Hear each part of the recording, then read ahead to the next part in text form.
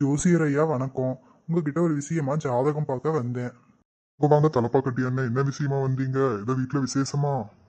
பத்தி பேசதான் வந்தேன்.